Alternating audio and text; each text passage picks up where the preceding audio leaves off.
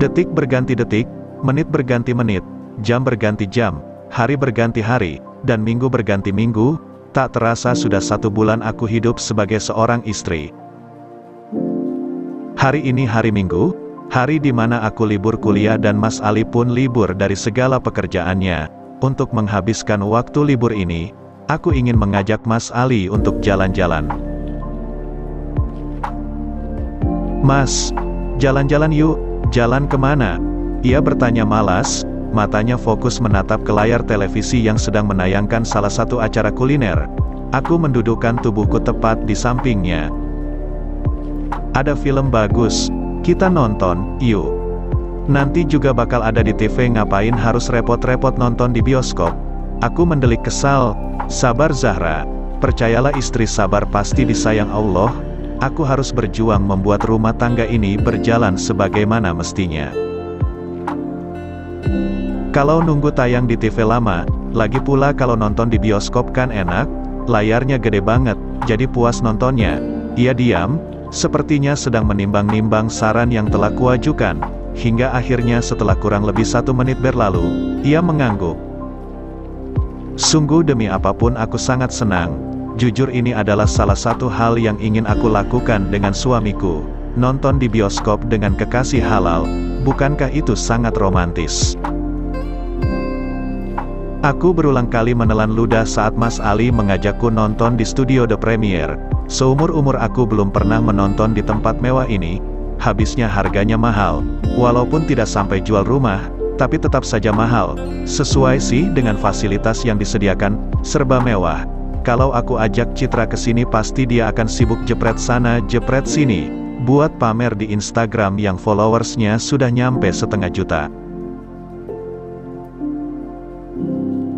Baru setengah jam film diputar sudah 3 kali aku menguap. Bukan karena filmnya yang tidak bagus, tapi rasa kantuk ini datang karena tempat duduk yang disediakan sangatlah nyaman. Lebih nyaman bila dibandingkan dengan sofa milik mama yang harganya lebih dari 5 juta. Mas Ali, jangan ditanya dia sudah jatuh tertidur dari awal film diputar. Ternyata niatnya datang ke sini bukanlah untuk menonton, tapi untuk numpang tidur. Nyebelin. "Mas bangun, filmnya udah-udahan. Apa jangan-jangan Mas mau nginep di sini?" Tanyaku sewot. Bagaimana tidak sewot, selama film diputar, ia benar-benar tidur pulas. Mas Ali mengusap wajahnya sebanyak 3 kali. "Udahan filmnya? Bagus nggak filmnya?" "Bagus," jawabku pendek. "Kok kamu marah? Tidak bagus bukan filmnya?" "Bukan filmnya yang tidak bagus, tapi orang yang tadi tidur di samping aku yang tidak bagus." Mas Ali tertawa pelan, menggaruk bagian belakang. "Maaf," ucapnya di sela tawanya. Sebuah tawa yang jarang sekali ia perlihatkan padaku. Setelah dari bioskop, aku mengajak Mas Ali ke toko buku. Ada salah satu novel yang ingin aku beli. Aku sedikit terkejut saat Mas Ali tiba-tiba berdiri tepat di belakangku yang tengah berdiri di depan rak bestseller. Bukannya tadi dia sedang mencari buku tentang agama. "Yang ini bagus." Ia menunjuk novel berjudul Rindu karya salah satu penulis favoritku. "Sudah punya," jawabku. "Kalau yang ini," Mas Ali kembali menunjuk sebuah novel berjudul Sewindu Merindu. Tubuhku tiba-tiba panas dingin saat Mas Ali menyandarkan dagunya di bahuku. Sebenarnya apa yang tengah terjadi sama Mas Ali? Apa yang Mas Ali lakukan sama persis dengan adegan yang ada di dalam film yang tadi aku tonton? Apa jangan-jangan tadi Mas Ali hanya pura-pura tidur? Kalau iya, berarti dia sadar dong kalau Radi saat di dalam bioskop aku curi-curi kesempatan dengan menggenggam tangannya. "Mama, Zahra malu." Kenapa harus malu? Mas Ali kan suamiku, jadi aku berhak dong pegang-pegang dia. Tapi tetap aja malu. Saking malunya aku sampai ambil novel. Aku kan niatnya beli novel karya terbaru penulis favoritku. Tapi yang aku ambil malah novel berjudul Salam Tak Sampai. Mau balikin lagi ke raknya, malu sama Mas Ali. Jadi dengan amat terpaksa novel itulah yang akhirnya aku beli. Zahra menutup wajahnya dengan sebuah novel yang sedari tadi asyik dibacanya. Tak lama, terdengar isak tangis dari bibirnya. "Sebenarnya apa yang terjadi, Ali?" yang sedari tadi fokus dengan pekerjaannya yang menumpuk di meja kecil di samping sofa, sontak mengalihkan perhatiannya pada Zahra. Penasaran, tentu Ali merasa penasaran. Apa yang sebenarnya membuat Zahra menangis? Bukannya tadi Zahra masih asyik dengan novel yang ia baca. Saking asyiknya, panggilan Ali pun diabaikan. "Kenapa?" tanya Ali.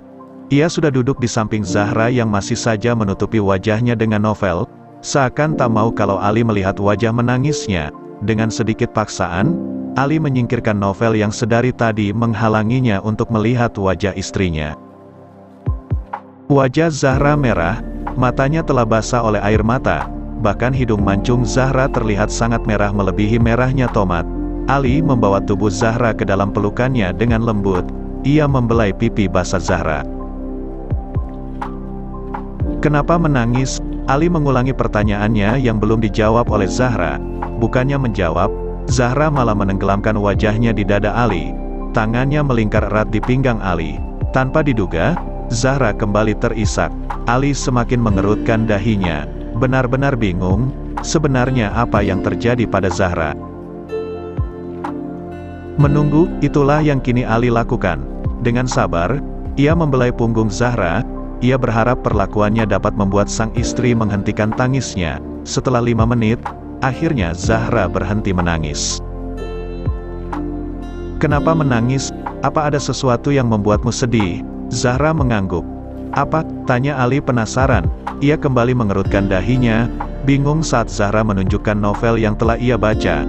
"Senja Bersama Rosi," ucap Ali membaca judul novel itu. "Novelnya sedih sekali, Mas. Coba Mas bayangin saja, di saat Rosi merayakan hari pernikahannya, ia harus kehilangan suami yang ia cintai," tutur Zahra. Kisah dalam novel tersebut telah berhasil membuatnya menangis. Ali menatap wajah Zahra intens. Ekspresi wajahnya sungguh sulit untuk dibaca. Bila tadi Ali yang mengerutkan dahinya, kini giliran Zahra yang melakukannya. Zahra bingung karena terus-menerus menerima tatapan yang sulit untuk dimengerti dari suaminya. Zahra memekik kaget saat Ali menyentil keningnya dengan tiba-tiba. Walaupun tak kencang, tetap saja membuatnya kesal. "Kok mukul sih, Mas?" protes Zahra tak terima kening mulusnya disentil. "Siapa yang mukul?"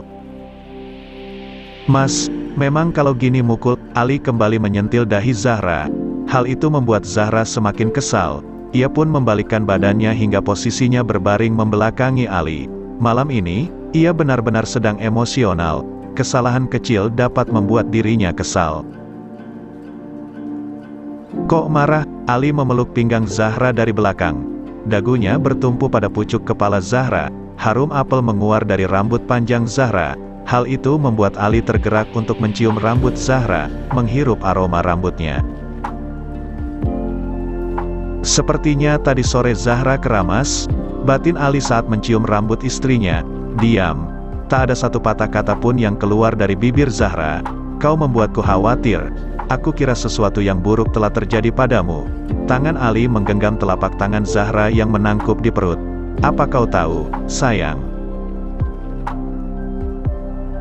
"Sayang?" Ali memanggilnya sayang. Apa dia salah dengar? Setelah menonton di bioskop, sikap Ali benar-benar berubah drastis. Dari dingin, jadi manis. Sebenarnya, apa yang terjadi pada Ali, jujur, itu membuat Zahra sedikit takut. Takut kalau Ali kesambet karena tidur pulas di dalam gedung bioskop. "Ah, itu tidak mungkin," gumam Zahra, menggelengkan kepalanya berulang kali.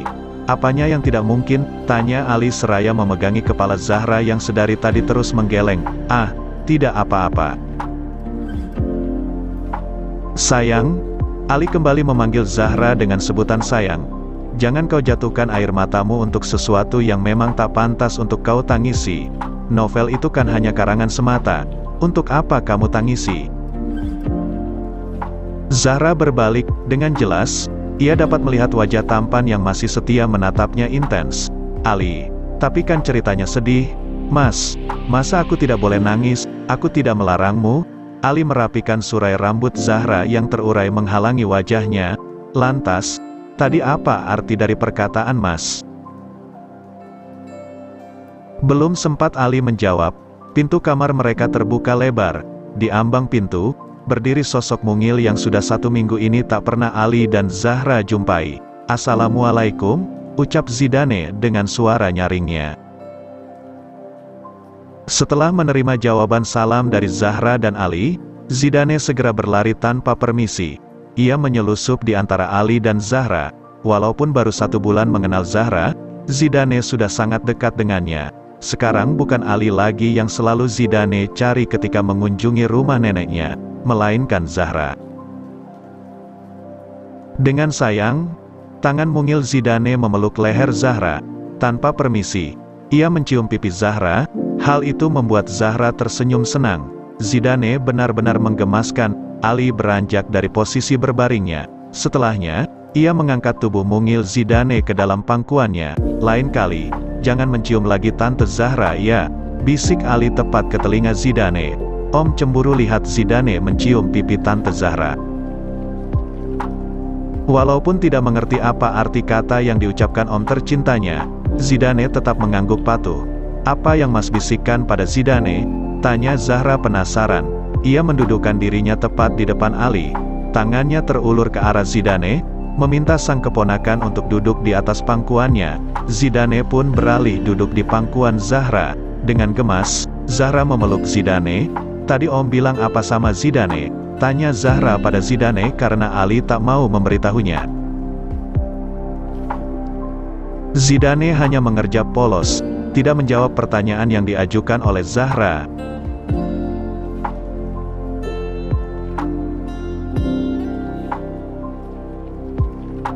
Zahra melangkahkan kaki memasuki kelas keduanya hari ini.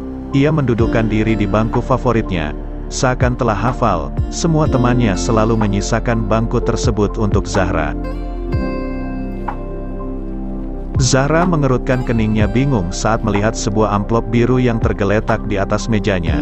Zahra Anastasia Wardanika namanya tertera pada bagian amplop tersebut. "Ci, yang dapat surat cinta, pasti itu dari suamimu," goda Citra yang baru saja mendudukkan dirinya di samping Zahra. "Mungkinkah surat ini dari Mas Ali?" "Ah, tapi tidak mungkin. Ngapain Mas Ali repot harus ngirim surat cinta buatku?"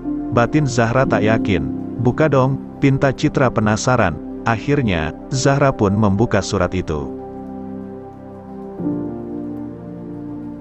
"Teruntuk kau yang selalu kurindu, andai aku dapat memutar waktu. Ingin rasanya aku memutar kembali waktu di saat aku pertama kali melihatmu. Kau yang terlihat begitu mengagumkan di mataku telah berhasil membuatku terpenjara dalam perasaan yang seharusnya tak pernah aku miliki. Andai saja dulu tanpa mempedulikan statusku, aku berani melamarmu.